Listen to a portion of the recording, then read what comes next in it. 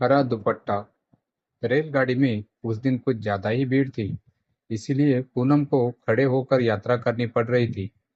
उसे 2 स्टेशन बाद ही उतरना था। उसके पास ही अपने 4 बच्चों के साथ बुरखे में एक महिला बैठी थी। बुरखे वाली महिला की नजर पूनम पर गई तो लगा वह उसे पहचानने की कोशिश कर रही है।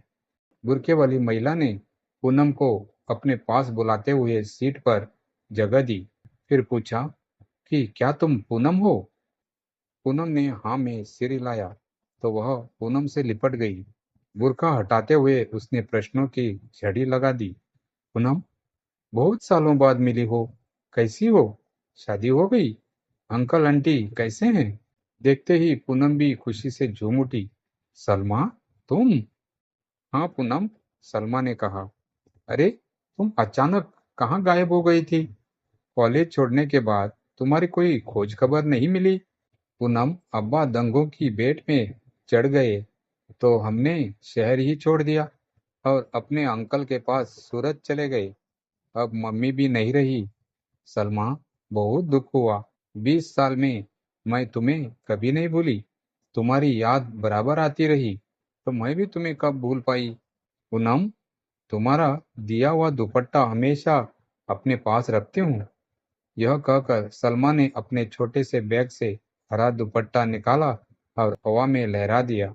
यह दुपट्टा वर्षों पूर्व पूनम ने सलमा को दिया था। खुशी के अतिरिक्त में थोड़ी देर के लिए ही दोनों निशब्द हो गई। आत्मीयता की गंध हरे दुपट्टे से निकलकर पूरे कंपार्टमेंट में फैल चुकी थी। आगे की यात्रा के लिए दोनों उत्सुक थी, लेकिन समय कम था। पूनम का स्टेशन नजदीक आ गया था। वह भावुक होकर बोली, सलमा, तुमसे मिलकर लगा जैसे बीते सालों की सारी दूरियां मिट गई। क्या तुम्हारा कोई नंबर है? हम फिर से जुड़ सकते हैं। सलमा ने मुस्कुराकर अपने बैग से एक कागज निकाला और अपना नंबर लिखकर पूनम को दिया। जरूर, हमें फिर से खोना नहीं है पूनम। ट्रेन धीमी होने लगी। पूनम ने सलमा का हाथ कसकर पकड़ा और कहा, अब हम फिर से बिछड़ने नहीं देंगे। जैसे ही दरवाजा खुला, पूनम ने एक आखिरी बार सलमा को देखा। ट्रेन आगे बढ़ गई, लेकिन दोनों की आंखों में नमी थी और दिलों में बचपन की दोस्ती की गर्माहट।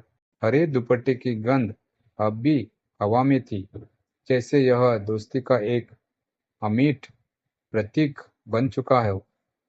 क्या हरे दुपट्टे का कोई खास मतलब था उनके रिश्ते में? हाँ, हरे दुपट्टे का उनके रिश्ते में गहरा भावनात्मक महत्व था। यह केवल एक वस्त्र नहीं था, बल्कि उनकी दोस्ती, प्यार और बीते समय की यादों का प्रतीक था। हरे रंग को अक्सर नई शुरुआत, उम्मीद और शांति का प्रतीक माना जाता है।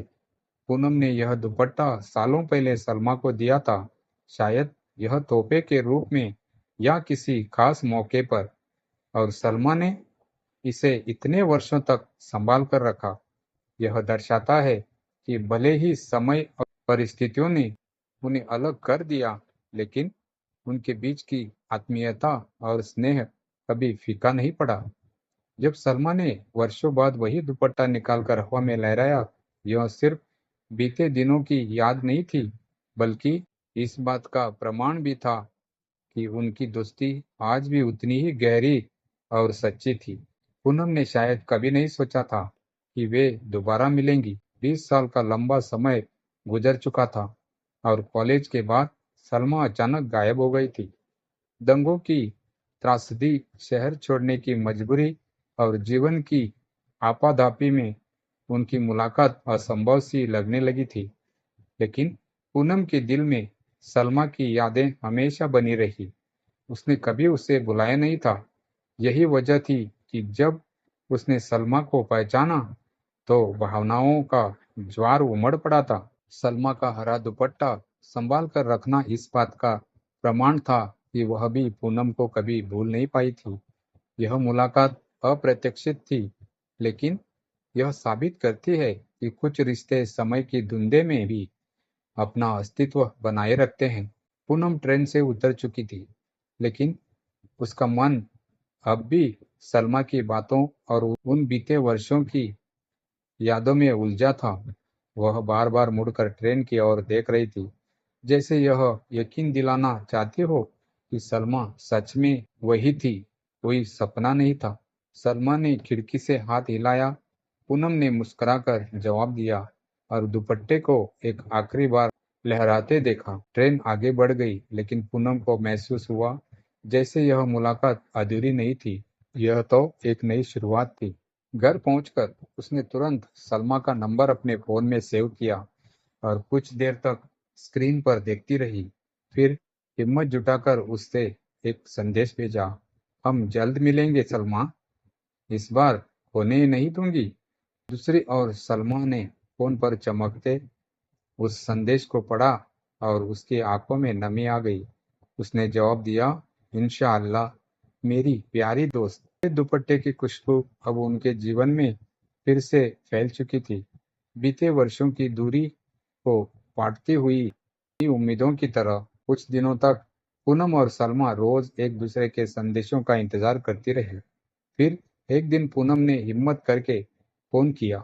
दूसरी तरफ से जैसे ही सलमा की आवाज आई, दोनों बिना किसी भूमिका के हंस पड़ी, जैसे वक्त के उस लंबे अंतराल ने कभी उनके बीच जगह ही न बनाई हो। तो कब मिल रही हो? पूनम ने उत्साह से पूछा। जहां तू कहे, बस इस बार हरा दुपट्टा लेकर आऊंगी, सलमा ने हंसते हुए जवाब दिया। वे तय किए गए दिन पर पुराने कॉलेज के पास एक कैफे में मिली।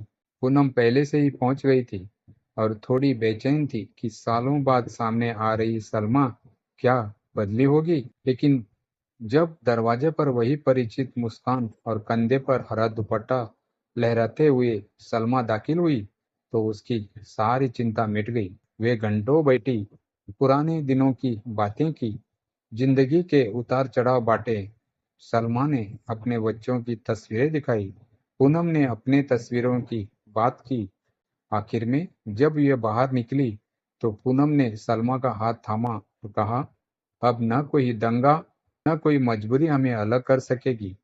इस बार हम दोस्ती को वक्त की धुंध में होने नहीं देंगे। सलमा ने हाँ में सिर हिलाया और हरे दुपट्टे को कसकर पकड़ लिया। अब यह सिर्फ एक याद नहीं, बल्कि उनकी अटूट दोस्ती का वादा था।